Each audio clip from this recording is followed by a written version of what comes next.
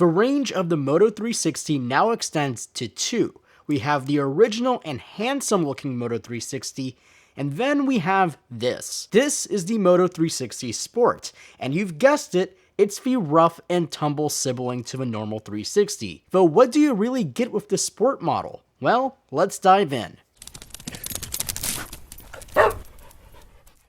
The Moto 360 Sport only comes in one size, a 45mm diameter that's between the larger 46mm and the 42mm of the 360. It features almost all the same hardware and tech, for example the same Snapdragon 400 processor, the same Adreno 305 GPU, and the same 4GB of internal storage and half GB of RAM. However, the displays of the normal 360 and the Sport do differ. On the Sport we have an any-light hybrid display.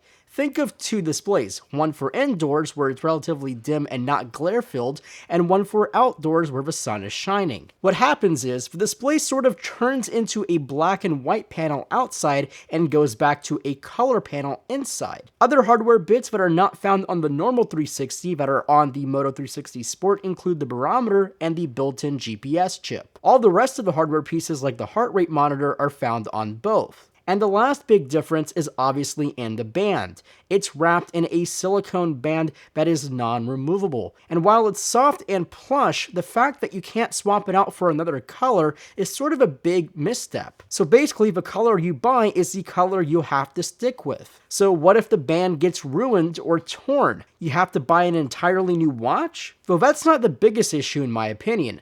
The experience is basically the same as the normal Moto 360. Same Android Wear, same performance, same everything. Other than the display, which you can't even tell it's different indoors, is exactly the same. And for the most part, most of you will not need things like the barometer and built-in GPS because you'll have your phone on you at almost all times. And the lack of differences between the normal Moto 360 and the Sport raises the question of why this product exists. I would understand if it was less expensive, but both start at the same $300. They both run the same software experience, almost the same hardware, and they look very similar. But if it were up to me, I would just buy the normal Moto 360 and customize it on Moto Maker. Now I know there isn't a sport band available for the normal 360, and this is where I would recommend to Motorola to make one. So instead of having two product lines, why not just have one product line with more band options? Definitely makes a whole lot more sense to me. However, overall, if you dig the look of the Moto 360 Sport, then why not? Though for me, I'm afraid not. Thanks for watching, make sure to leave your comments below if you like this video, give it a thumbs up, and I'll see you guys in the next video.